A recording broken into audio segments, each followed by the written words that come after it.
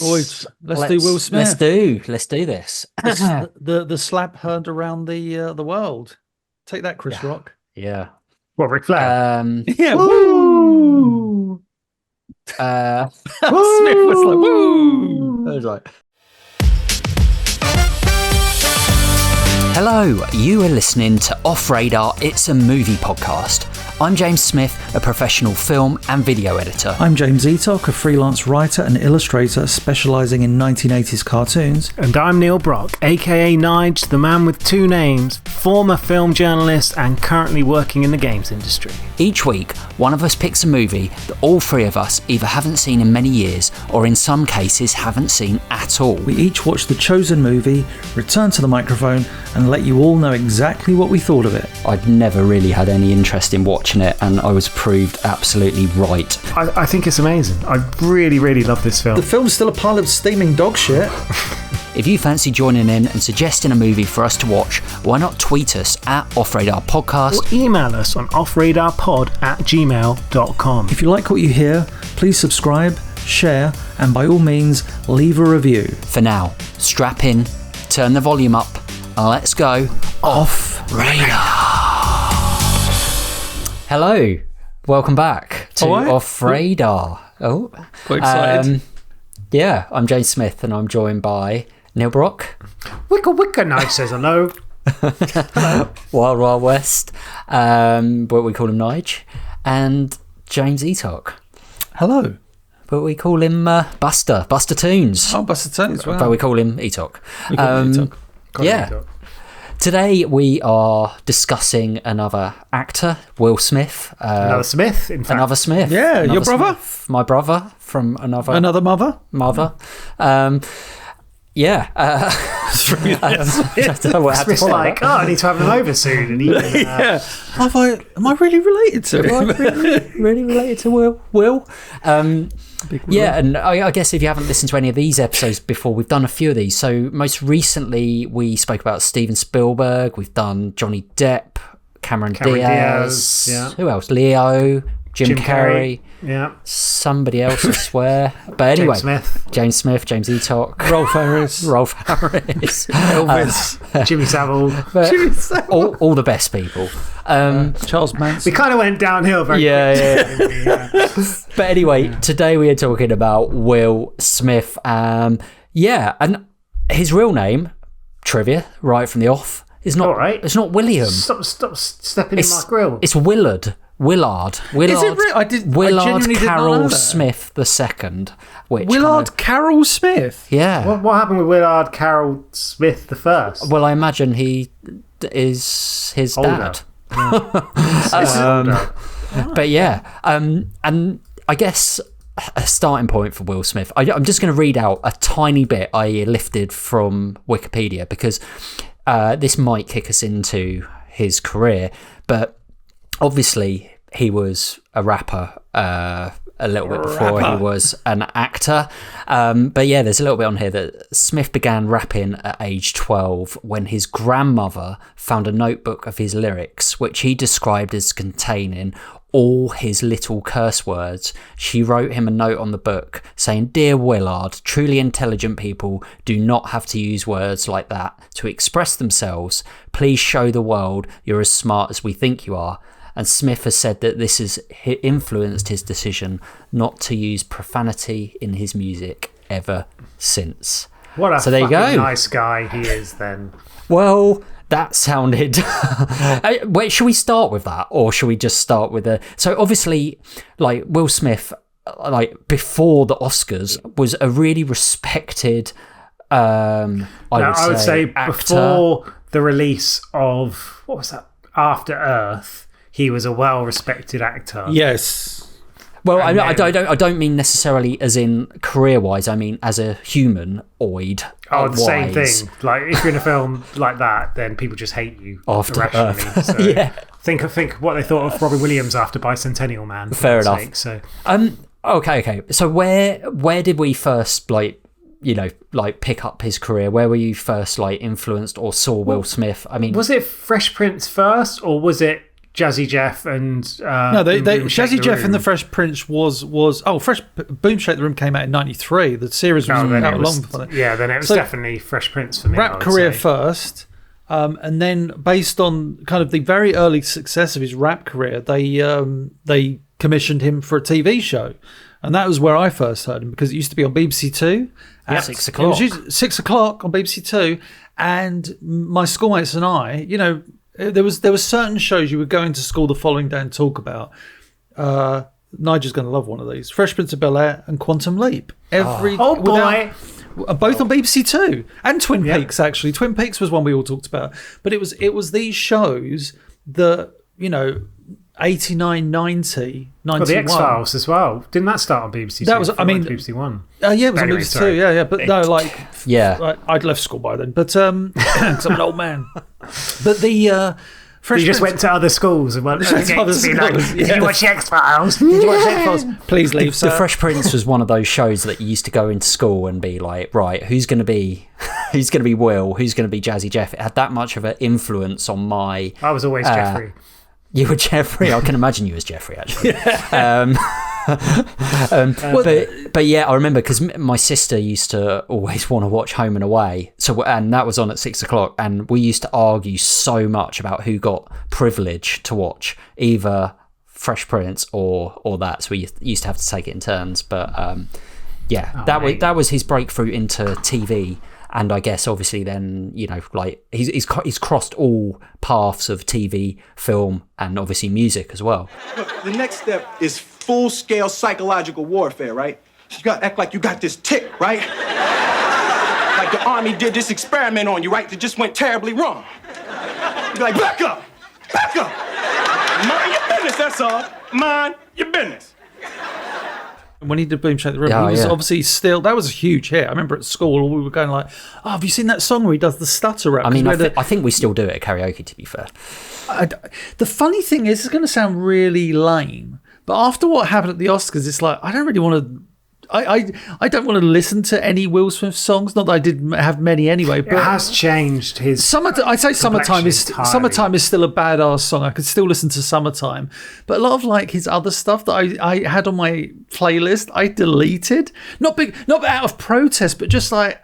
I just feel. I know everyone makes mistakes, and we'll obviously get to this incident. Well, maybe we should just start with it because we're going to keep going. I suppose you're right. So I think it is worth giving this whole thing a tiny bit more context. So his relationship with Jada Pinkett Smith is so weird. So she does a program called Red Table Talk where she basically interviews people and she talks about like really personal stuff.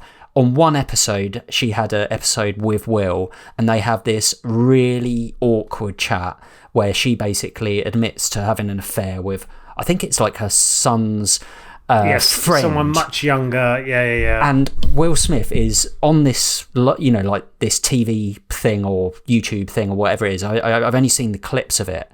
And he's kind of laughing, putting on this like almost like this character that we've seen in many of his films, while you straight tripping. Yeah, exactly. Like that.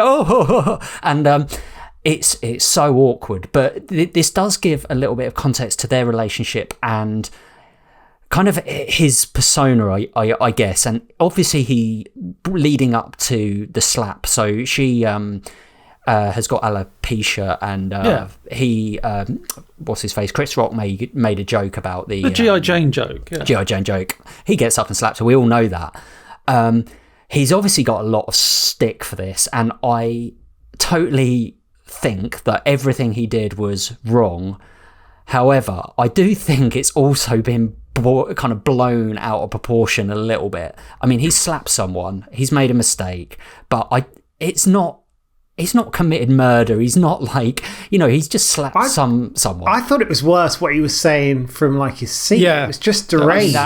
That was, considering what we just said a minute ago about... You could see how, like... He's just lost it, yeah. The best word to use was furious. Like, there was such rage and fury when he was sat down afterwards. And it was... I think the other thing you got to remember is... It just... The Oscars are such a big thing. Like, I don't care for them. I don't watch them. But they are still this, We do mention him a lot in this pod. Absolutely. Because again, it kind of brings films or actors or people out into that kind of like that global stage, essentially. Yeah, and often when you look at films that have won the Oscars and stuff, we're like, oh yeah, I totally understand why that did. Or an actor, it's like, totally deserving. It's just I've never cared too much for award ceremonies anyway. Yeah. But with the Oscars, I appreciate why that and the Golden Globes, whatever, all these ceremonies, I appreciate their importance in the context of the world they're celebrating.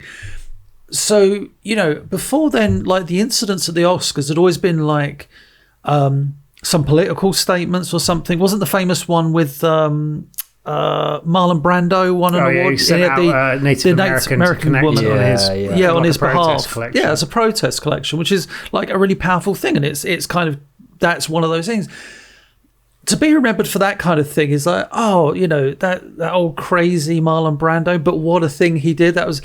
He brought, not validity, he brought attention to a plight. And then you get this, where it's like, you just brought the worst attention to... Oh, yeah. Like, because not only that, people tend to forget. Imagine being Chris Rock, right? You're a comedian. You're paid a hell of a lot of money to host the Oscars. And also your job as a comedian is to make jokes. And granted, like, he wasn't aware of the alopecia thing or whatever, but it's still just a joke. And I know people can take jokes seriously. It's how they, I mean, look at Ricky Gervais. Like, if I was about to say, got a slap, then someone would take Ricky Gervais's head off. When he was talking about Joe Pesci being Little Yoda and stuff, it's like actually very offensive. But there's and it's that kind of thing. I mean, a comedian, it's always going to be a bit of a love-hate relationship. But at the end of the day, if you have a problem with Chris Rock saying that stuff, you go up to him afterwards, maybe slap him out later. Yeah. But you don't go and do it publicly, because then poor Chris Rock, who I really do feel for in that situation, has to stand there, take it afterwards and be like, right, I've got to continue with this. He actually handled it really well, didn't he? Because he was like, I got slapped the shit out of by Will Smith or whatever he said. He was silent for like a year. He didn't talk about it. And then the other thing was, like everybody says, it just overshadowed everything of that ceremony. Like, who won that year? And it's overshadowed Will Smith's career. Honest. Well, the best actor was obviously Will Smith for King Richard. And I've actually only watched this film a couple of weeks ago, and I think it's a real shame because it is it's a very good film. I saw it shortly after it came out. I really enjoyed it. He's really back to form in this film. He's amazing, excellent. I mean, the whole film is brilliant. It's a great film. Yeah, it's really good. So and he hasn't. That's his first Oscar. So, but you're right, it will never be remembered. But that's the thing. He had to come back on the stage to collect the award. He apologised for what he did, but didn't apologise to Chris Rock. No. And again, like, it's just completely overshadowed. And like, I guess when we look at like controversy with actors and all the things that sort of actors have done terrible things over the years. There's obviously they've been kind of blackballed or just almost booted out of their career for certain things. Like, look at Kevin Spacey, for instance. But I feel like Will Smith's career has been damaged not quite as much, obviously, because he's still being bankrolled into making films, but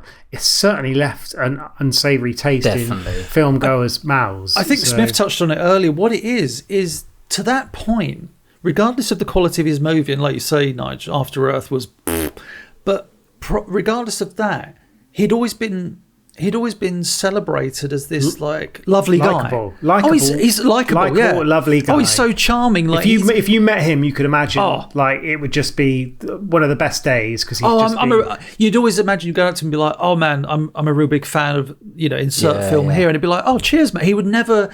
And this is why actors and celebrities in general, like being on Twitter, being so active in social media, don't draw back the curtain, because when you're an actor, when you look at someone, you think how amazing they are as an actor. Look at someone like Daniel Day-Lewis. Look at even like a Kurt Russell. Like, when you don't know anything about their personal life, as soon as you start to find stuff out, it breaks the illusion. It just makes them seem kind of normal. It takes them off the pedestal. And if they do anything wrong, people will hammer them for it. Yeah. And I just feel like this is the prime example. And I also feel like actors are in a damned if you do, damned if you don't industry, in the sense of, just by getting older, people lose It's like if Will Smith would have died when he was 30, he'd go down in like not quite James Dean, but certainly be like this revered, oh my God, can't believe we lost him kind of situation.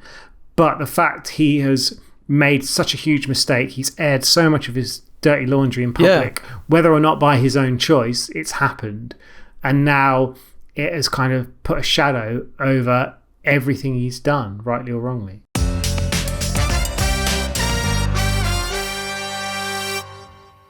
The big one that kicked off his career, I guess, after Fresh Prince, there was a big run, but Bad Boys came out in 95.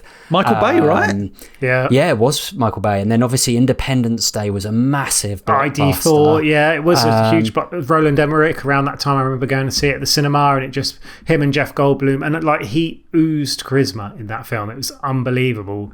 Yeah, and you knew he was going to be a star just based off that. And like Bad Boys was good, but I feel like Independence Day just brought them to an even, because it was kind of like PG, kind of everyone watched it, and it brought the Fresh Prince. It was very much of that time as well in the 90s, where it was a bit of a phase of those type of films, like that kind of alien adventure action, but you needed like a massive leading star, and he was this emerging talent, and a black talent as well. It's worth noting that we haven't had a black talent like him in that kind of role, like almost ever. Denzel Washington and Wesley Snipes may beg to differ. They'd been, but not really in like a not to the level he got. No. Almost like a bubblegum throwaway kind of blockbuster. Oh, your Hollywood, exactly,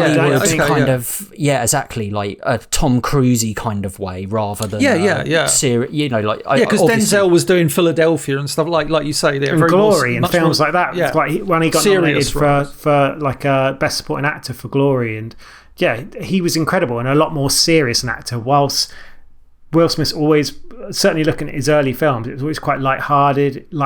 It was very commercial. It was the sort of things that you would get a Mackie D's like Happy Meal with, rather than like, I don't think Denzel's ever really done films like that. No, and Wesley Snipes was a bit of a kind of like action-ish star around that time, but not. I wouldn't say it was like ever as big, even in the point of Bad Boys and Independence Day. I feel like those films like rocketed his career. That's right! That's right! Get up! Get up! That's what you get! Look at you! Ship all banged up! Who's the man? Huh? Who's the man? Wait till I get another plane! I'm lining all your friends up right beside you! Well, I just want to talk about Bad Boys, because that was like his first major one, right? Yeah. And I remember the hype around it was ridiculous at the time. My friends and I were I cannot stress how excited we were to see Bad Boys, because, I didn't really know much about Martin Lawrence, because the black comedy scene hadn't really transitioned into the UK. I mean, it was huge in America, and he was like one of the biggest comedians at the time. But we knew as Will Smith as this like the comedy guy, the rapper. That's what we knew. Fresh Prince and Boom Shake the Room. That's what we knew him from. And knowing that he was going to be in this film, it's like, I remember like the trailer was him running in slow-mo, like, and it was just like, oh, this film looks amazing. Because it is. We were like 17, 18. There's Will Smith running, shooting guns, fast cars, because it's a Michael Bay movie, explosions, hot women, whatever. And we're just like, this looks incredible. And I remember us we went to cinema. It was about 3 or 4 of us. And we came out thinking this was like the best movie we'd ever seen, because obviously we were teenagers, late teens, and it was a Michael Bay movie, and it was 1995, I think. But it was just I remember us all sitting in the cinema gasping when he swore in the movie. Yeah. Because it was Will Smith. He'd never sworn in his rap songs. He'd never sworn, obviously, on The Fresh Prince. And then in this movie in Bad Boys, he like says the F word. I remember us all in the cinema going, oh, because he had this clean cut image, and it was like, Will Smith just swore. It felt really weird at the same time. You almost felt guilty for watching it. But Bad Boys, we just thought like, wow, you knew that this guy was fucking money at the box office. The car now. All right. Okay. Let your way. All right, hold on. Now this is some funny shit. Let me tell you how bad a day you're having. Right now, you're jacking a couple cops. Oh, yeah? Well, I'm a stand-up comedian. and I suck. That's why I need your car. Hey, look, now I ain't no Wesley Snipes. I just hang out with stupid-ass friends that drive stupid-ass cars that attract a lot of motherfucking attention. You know what? I need to jump over this car and smack you in your peasy-ass head. That's what I need to do. Bro, you know what? You're arguing over motherfucking French fries. It's not about the French fries. It's about your lack of respect for other people's property. Hey. Shut the fuck up. That shit is stupid. Shut up. Hold the fuck on. All right, now, you want something bad enough? Come get some. Oh my God, the hype around Independence Day was, I mean, as you both probably remember, it was ridiculous. It was like this, it's everywhere. you know, Yeah. well, it was the key shots. You barely saw who was in it. You knew Will Smith was in it. You knew Jeff Goldblum was in it. But you saw, here's the White House exploding. That big building as well. Yeah, the big building with the girl from Saved by the Bell, the new class. Saved by the Bell, yeah. Saved by the Bell, the college years. The college was years. at the top, and she got blown up. And you had in one of the trailers, it was like, "It's the End of the World" by REM. And it was like, and it was like, oh, this film looks amazing. And I actually didn't see Independence Day at the cinema. I remember it was just one of those weird films that I don't think I went with David Gunnin and his family. God rest his soul. Was a lovely guy, David Gunnin. I remember from my youth. And yeah, it was very, very. It was in an era where I went to the cinema so infrequently, so it was like a huge deal likewise to go. It was like, oh my God, I can't believe I'm going to the cinema. And then I was faced with that, which is very much a cinema film. It's just a big bang explosion, kind of crazy thing. So, and then obviously off the back of that, Men in Black came. Obviously Tommy Lee Jones, bit of him doing the soundtrack as well. I bought that on CD single. So. This is at a time when basically every film that Will Smith made, he made a rap video that went with it, and that song, Men in Black song, was as big as the film, and obviously the film was a massive this wasn't hit. that bad a song, like all things considered. I'm saying because I bought it, so there you go. I used to be a big Will Smith fan around this time, like music and film. And well, the funny thing is, he did take a break. Like he'd done Boom Shake the Room, whatever that album was on. Then he did like Bad Boys, Independence Day. When he did Men in Black, that was like him coming back into music whilst acting, because then he did Big Willie Style in '98. I think it was like Miami as well. Miami, getting jiggy with it, and then obviously getting jiggy with Wild West. The Will. I've never seen Wild Wild West. I've never seen it all the way through. I watched it at the cinema because this was peak Will Smith, and I was like, man, I'm game for this. But yeah, it was one of the worst films I've ever seen. I think it's got like Kevin Kline and Salma Hayek in, and yes, it has. And I've told the story before when I used to work at Granada service station as like a 16-year-old.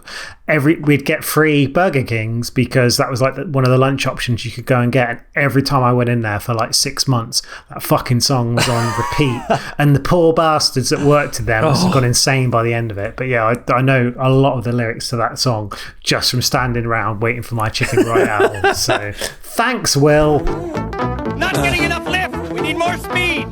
Gordy, that's a cliff. Yes, I know. That means the ground is going to end. Yes, I know. Gordon.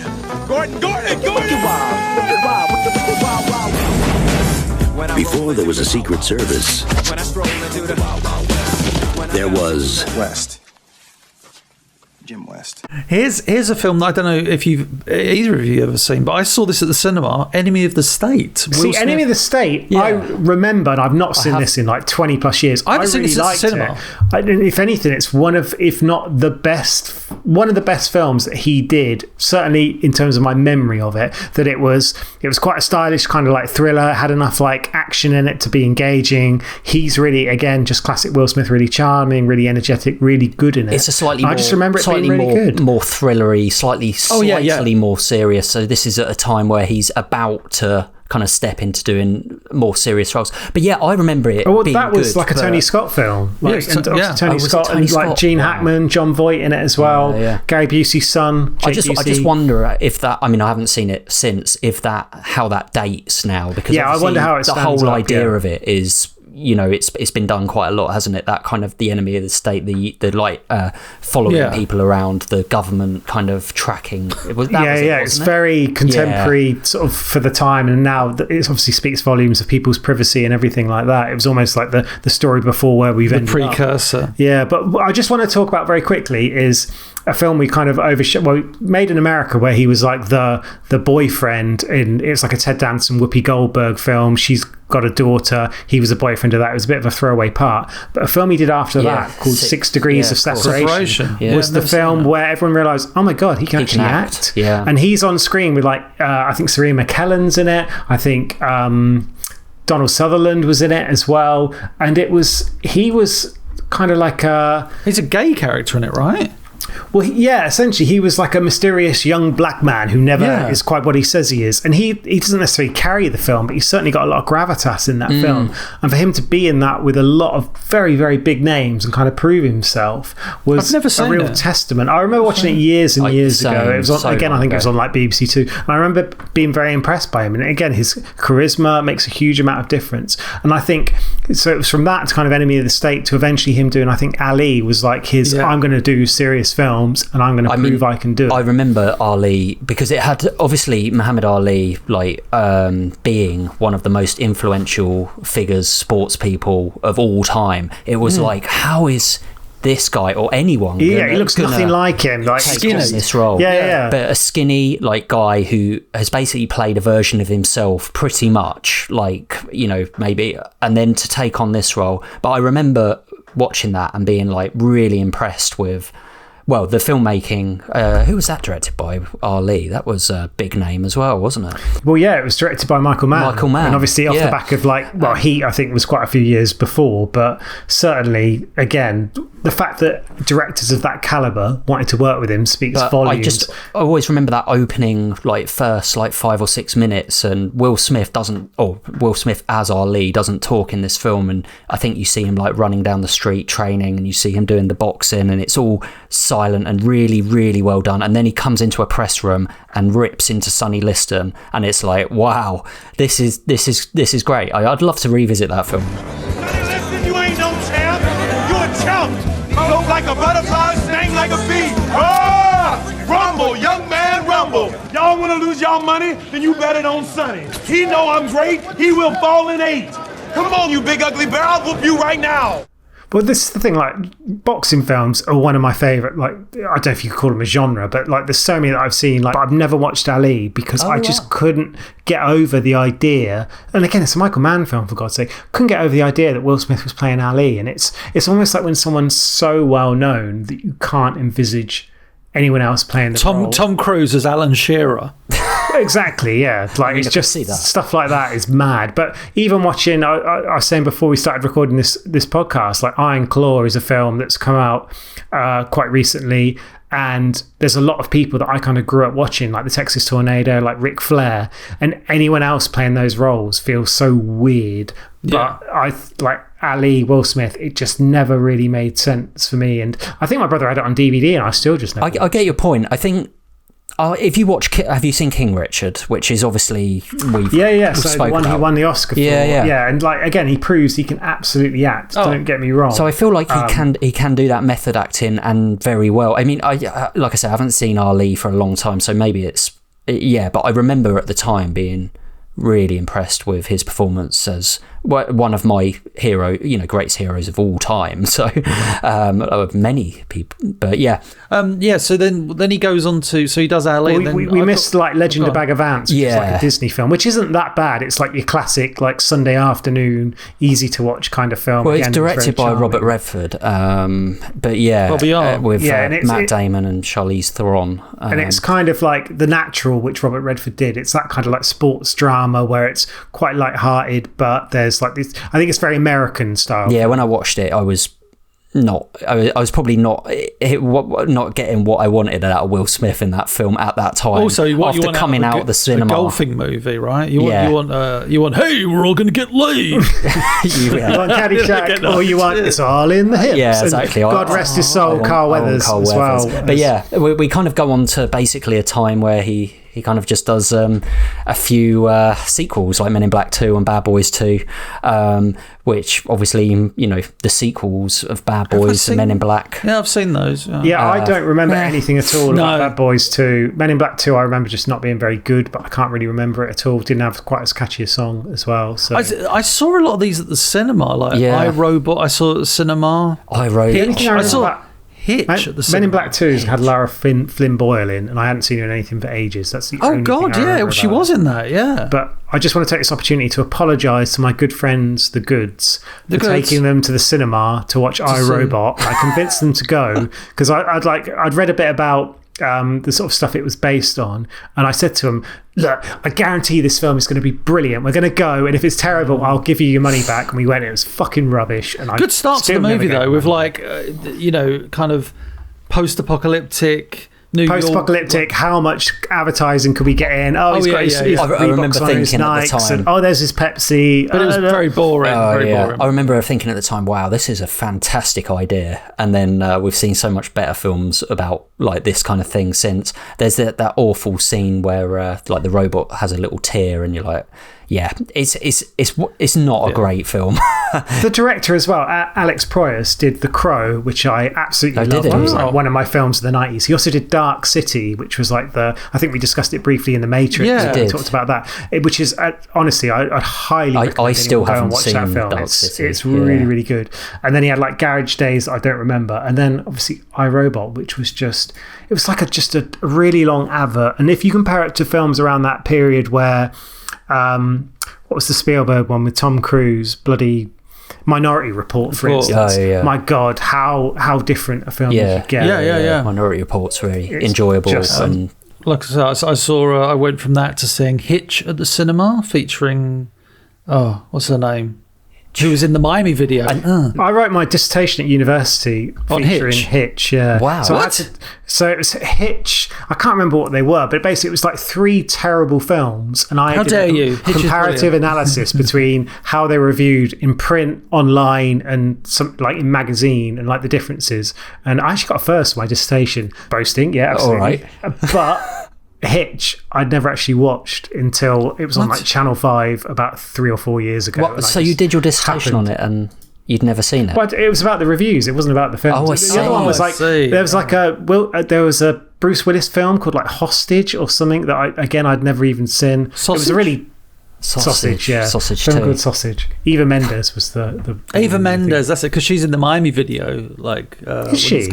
Yeah, when she's in the car, when he's like, yeah, and he leans over and, yeah, and she says like, "Welcome to Miami." Actually, she says the Really? Spanish phrase. Which Wow. I'm not going to. Yeah, yeah.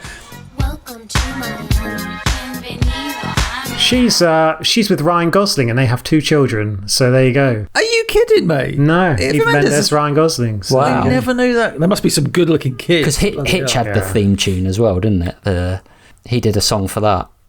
Did he? Yeah, he did. Hitch. Yeah. Hitch. Hitch. Wicked Well Hitch. I just feel like all these films from The that Pursuit point of on were Happiness, yeah. very good. I do remember. I liked Oh, do you know what? I Hang Am on. Legend. I actually thought that was This it's just fucking this just I this thought- just proves I thought- how I got them wrong. Wasn't I Am Legend the one that starts off with the apocalyptic, new post-apocalyptic? Yeah, with the dog. So I got iRobot and I Am Legend confused, which shows you how much And I they're doing remember about this movie. they're doing a sequel to I Am Legend. Oh, wow. That is based on not the actual ending they included in the film, because it was based on a book, and at the end of the book, I think he realizes that all the zombies are like real people that have an emotions, whilst in the end of the film they're like, oh, they're still the bad guys, and he blows himself up and kills himself. Obviously you can't have a film starting from the fact he's already dead, so they're like, oh, we won't use the actual ending we'll use the other ending we filmed. Yeah, because I remember the 2 endings. That's how it's gonna. Yeah. It's just like, it's just shit. I Am And Legend. it was kind of based on like the Omega Man as well, with Charlton Heston. Very, very similar story that is much better than I Am Legend. It just makes me damn dirty angry apes. talking about it. Well- And everyone loves The Pursuit of Happiness. I thought that was a load of bollocks as well. So I'm getting very angry. I can't really remember the Pursuit of Happiness, but I didn't think it was that bad. And I don't schmaltzy. think. Oh, God. Yeah, I don't think I Am Legend Oh, was you that just bad. realised what either. iRobot is. No, I'm just remembering the next awful movie, Hancock. Hancock. Hancock's I've never just- seen, but yeah. I Again, saw that. I think I saw, like like 20 the minutes cinema on Channel 5. I saw the Just cinema. like- I couldn't get out. So my friends and I were like, "Oh, is it?" Because at the time, I think I might be when it came out. I'm sure the superhero genre was just kind of kicking off, or maybe it was Yeah. taking a break. But it was like, oh, it's just going to be in this kind of comedy, cynical superhero movie, and it was just shit. Charlie Theron was in it. It's interesting that this point in his career, so basically from like, this is probably about 2010s. Yeah. Where this is like, there's a lot of bad films within this. I mean, like you say, some people like, what's it called? Pursuit of Happiness. Pursuit of Happiness has got an 8 on IMDb, so people love it. I was going to say, what I can't... £7, 7.6. Yeah, £7. I get them confused, but one of them I thought was quite good.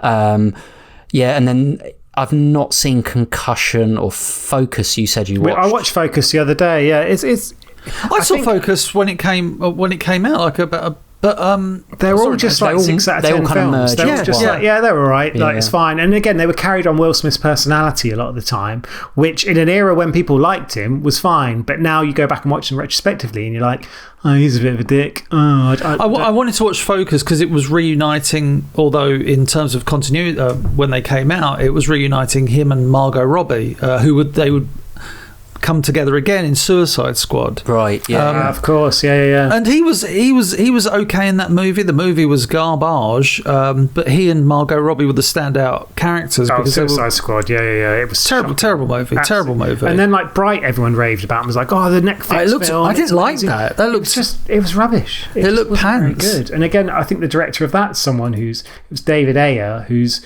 kind of most well known for doing like he's producer on End of Watch, I think, which was a really good film. I saw End of Watch in San Diego. He directed Fury. Yeah, he did direct End of Watch, directed Fury as well. So 2 kind of quite big films in the mid-2010s. And then since then, he did The Beekeeper with old Crank himself. Jason Statham. So. I think it's also worth pointing out that Will Smith has also worked as a producer a lot, which maybe Cobra Kai. Yeah, and Cobra Kai is. Well, it's because he obviously did the Karate Kid. Karate Kid, his annoying child. His son, his annoying, untalented child. Yeah, who's basically lived off his career. No, he's shit. But if you're listening, Jaden Smith, you're a terrible actor. Nepotism is a bad thing.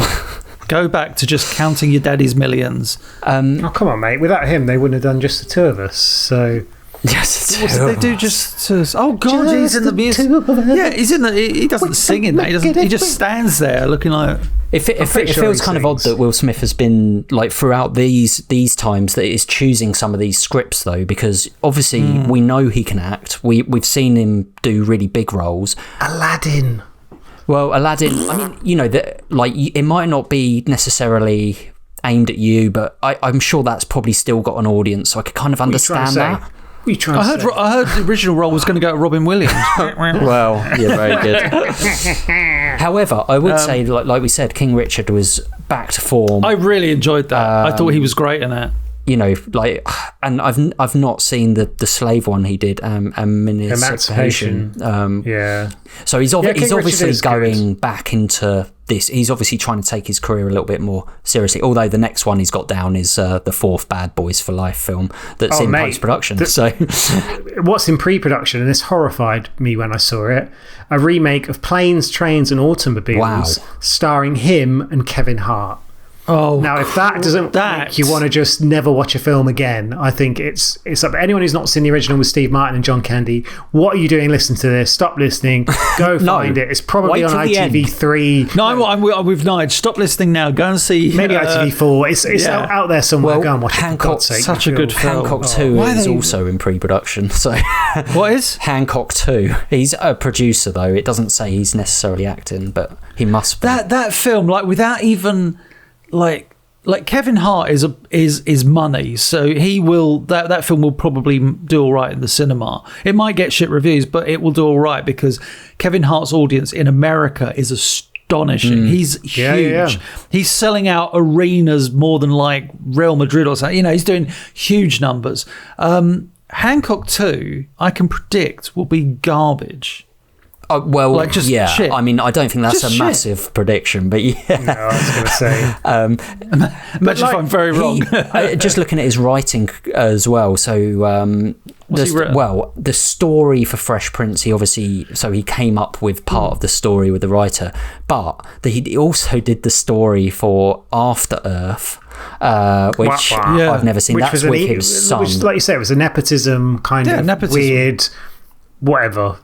I'm gonna be in a film, and it's Will Smith's in this film. Oh, his son's in it. No, it's going to be a vehicle for his son, and all it proved is that his son can't drive very well. See what I did there? That's a metaphor about a vehicle being a feels like you're just trying to get around to Convoy again. I want Will Smith to remake Convoy. He's going to be Rubber Duck. He could be Rubber Duck. The interesting thing with Will Smith in mind, even though we've just listed quite a lot of bad films that he's done over the last 10 years, he still has massive appeal, box office appeal, and he's still, a massive film star, and there's not up there with Tom Cruise and like actors like that. He could still go and make, apart from obviously this Oscar slap thing, I still think like he is so billable as one of the biggest Hollywood stars out there, which is incredible considering. Like if someone said, right, you're making a film, we've got an actor who could probably star in it, although he's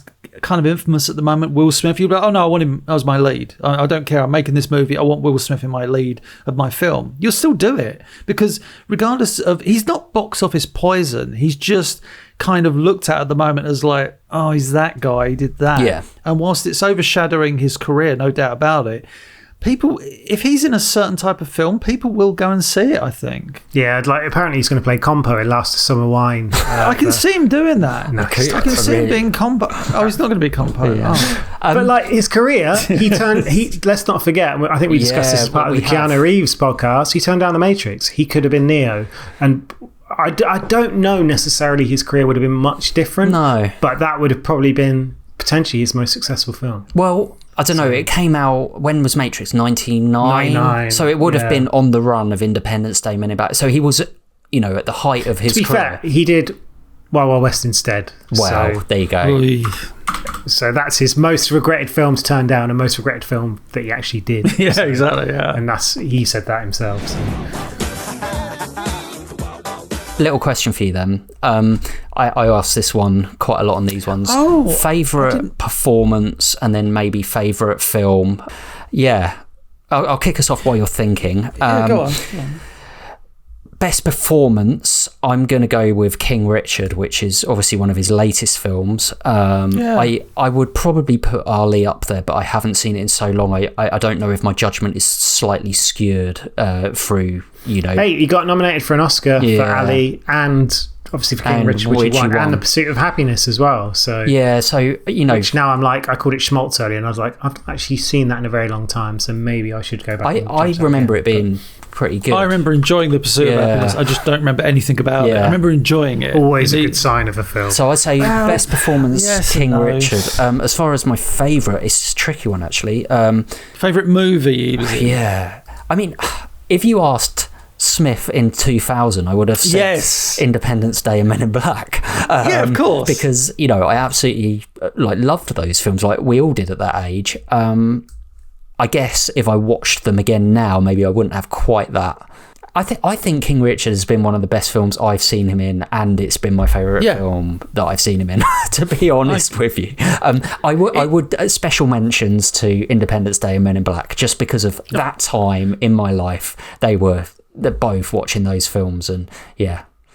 It's funny looking at the list of movies I've got on the notepad. I did it for the list of films that I'd seen and a couple that I hadn't.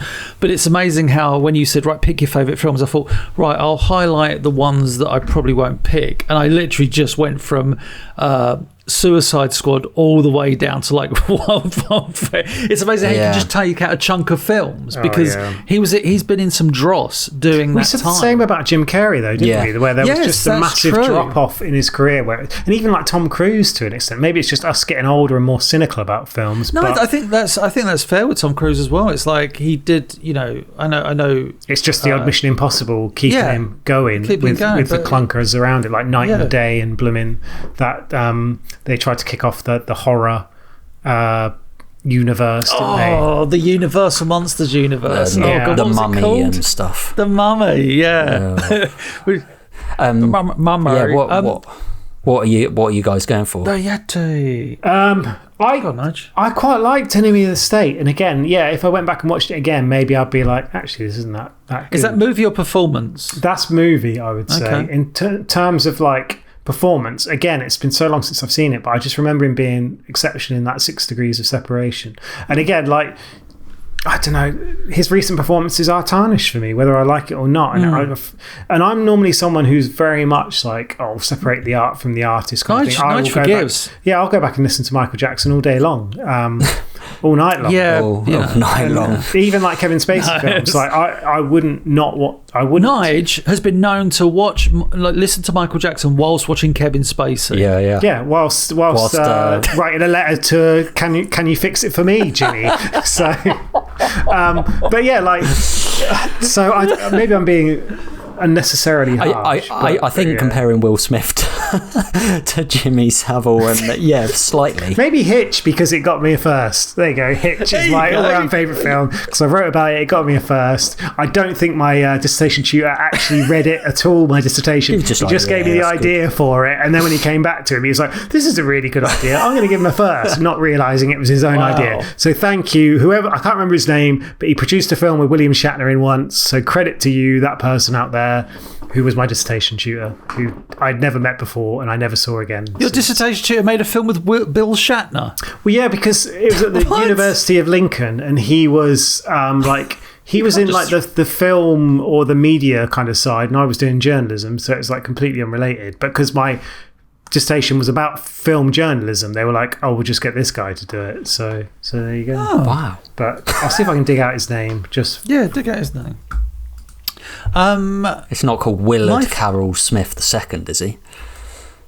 Sadly not. No, it wasn't your brother. That joke did not go well.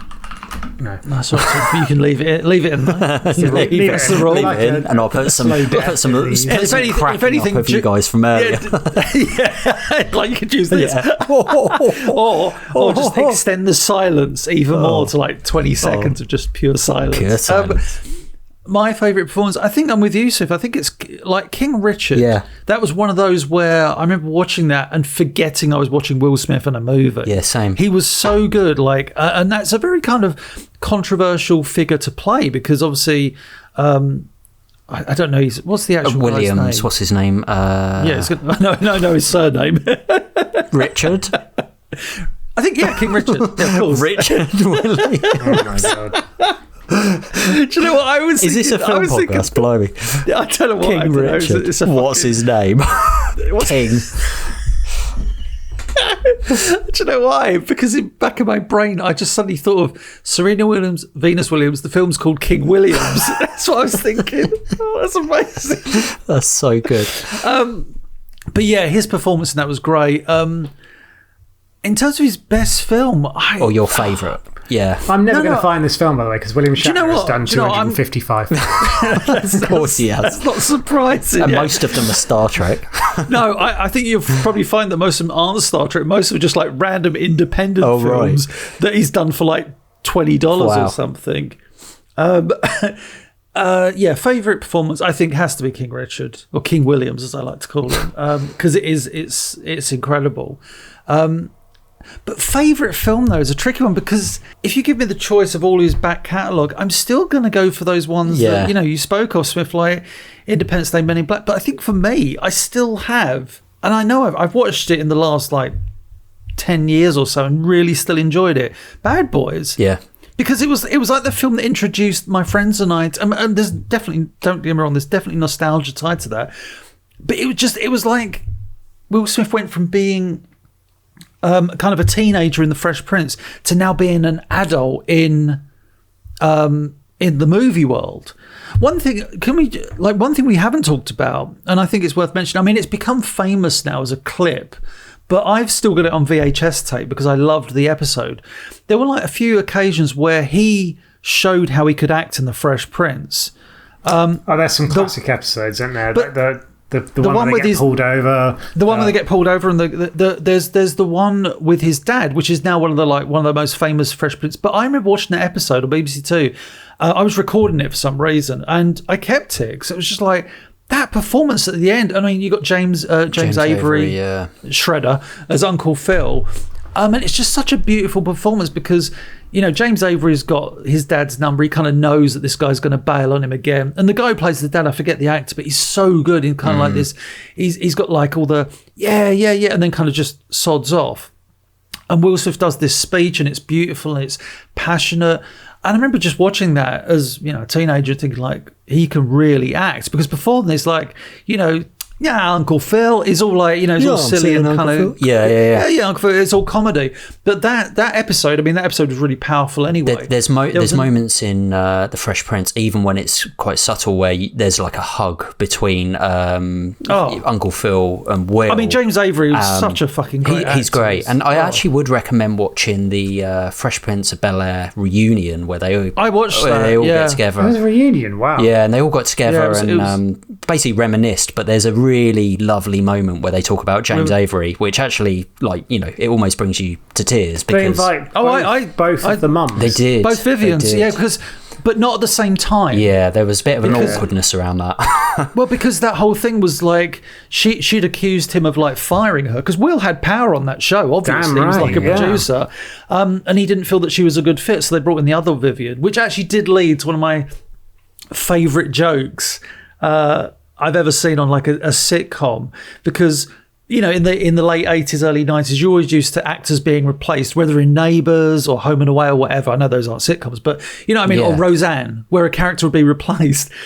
And they're the first episode of that season where I feel like it's Jazzy Jeff says, "Hey, Miss, what's her name?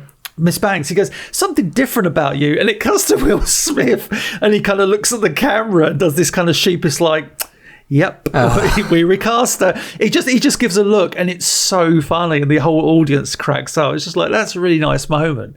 But The Fresh Prince, I think, is one of those shows that it was really. I'm not even going to say it was of its time because I think it was just really good, and it's still funny to me now. Some of the episodes, yeah. It's just so funny, isn't it, how we're talking about remarkable. This. I do feel a bit like sad in a way because of course you do. This is like back in like the early noughties. Like Will Smith was like, I was not only into Fresh Prince, I was watching all his big films. I had his album Big Willie Style. You had posters. I had posters on the wall. I had the Men in Black poster. Of course you did. The Independence Day poster. Like he was like 90s. Why are you laughing so much?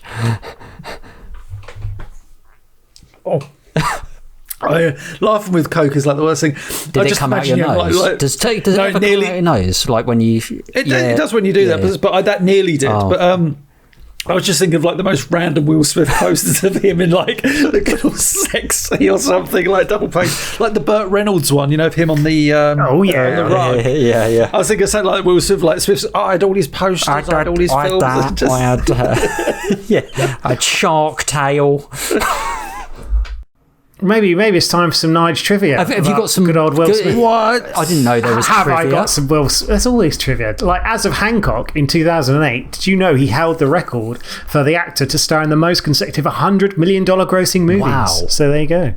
I mean, it's not that surprising, I guess, when you think about it, but yeah. No. But like something else where we talked about, obviously, him not being in The Matrix, he was considered for the role of Trey Styles in Boys in the Hood in 1991, but actually turned it down due to his commitments to The Fresh Prince at the time. So that would have been really early, yeah. Seeing him in that film, like in such a very very raw and violent, realistic film, definitely. when he was doing a very light-hearted TV series at that time, would have been really interesting. Well, yeah. He's actually said his acting mentor was none other than James Avery, of course. So Big Phil from The Fresh Prince, which makes me think a bit more of him, if I'm being totally honest. I mean, like fucking the Shredder. How can you not? Now, we mentioned earlier about the fact he had been nominated for 3 Oscars for Best Actor. So Best Actor for Ali, and then also for The Pursuit of Happiness. He lost on both occasions. Can you remember who he lost to? 2001. What came out? Titanic was 98. But there's something that kind of links the people he lost to that's quite interesting. Oh, right. I can't even think of any films that came out in 2001. Can I Google 2001 films? No, I'm just going to tell you. Go on. Misery. So in 2001, he lost to Forrest Whitaker for The Last King of Scotland. Oh, wow. And then in 2000, that was 2006. In 2001, he lost to Denzel for Training Day. So both times he was nominated to an Oscar, he lost to a black actor. That's really interesting, yeah. It's kind of says something, I think, about Oscar voting intentions, because there was also, I don't know, there's the various ways to win Oscars, and a lot of it's about the background machine. Miramax for years obviously did a very solid job, and every time it seems that the Oscars gets criticised for being just like a very male white event. The next year they try and pretend and say, oh well, yeah, look, we've had someone else win, and then it just goes back to the standard bullshit. But anyway, sorry, being very cynical. His favourite film, moving along, is actually The Bridge on the River Kwai. So again, shows he's got a bit of a refined taste. He was the first guest on The Tonight Show with Jimmy Fallon, so I think those two deserve each other. I'm not a big fan of Jimmy Fallon. Did you know he's got a line similar to Arnold Schwarzenegger's "I'll be back" that he tries to use in every film? What is that line? Oh, welcome to Earth, motherfucker. Yeah. No, what is it? That's what I call a close encounter. I know what it is. I know what it is. That's what it is. No, go on, Nige. Oh, hell no, apparently is what he says. That's not that I can't remember him saying it ever, No. except maybe in like Independence Day. So. Yeah. Oh, hell no. Yeah, he's probably said that in Ali, Muhammad Ali. And then the last bit of trivia for you. Apparently, he has solved Rubik's Cubes in both the Alma Mater, which I believe was like a 93 film or TV show, and The Pursuit of Happiness. And apparently it's a real life talent of his. He has shown on live TV that he can solve a Rubik's Cube in under 55 seconds. Oh, so I kind of want to watch that. There you go. Yeah. So go out there, rather than watch his films, watch him solve a Rubik's Cube in 55 seconds. Will Smith, you love James Avery, so therefore I'm going to give you a pass. Well done. I might watch another one of your films. I will go back and watch some more Will Smith films. And guys, what do you think of Will Smith? What's your favourite Will Smith film? What's your best? What's your favourite Will Smith? What's your favourite Will Smith lyric? Oh. What's your favourite Will Smith Fresh Prince of Bel-Air episode? What's your favourite Will Smith rap? The one where Jeffrey gets disqualified from the marathon. That's a classic. I haven't seen that. I can't remember that one. Oh man, he takes a taxi and they record it on TV and he wins it. And then that happened in real life quite recently. That did in real life, I saw that. I think it was a woman who did it or something. And he's shamed in Britain or something. Oh, that's so good. It's a good episode. Anyway, and the Paul episode as well. I really like that one. Paul. I remember that. Yeah, rocks up and shows he's the right old hustler. Email us on offroadoutpod@gmail.com. Tweet us at offroadoutpodcast. Give us another actor, actress, writer, director to talk about. To review and rate. And we'll speak to you next time. We're not going to rate them. We'll just talk about them and talk endlessly about silly things. We need your help. We are looking to grow Off Radar and release more and more high quality content. Please give us a review on Apple Podcasts or wherever you get your pod. And why not share with your friends and loved ones? Help me help you.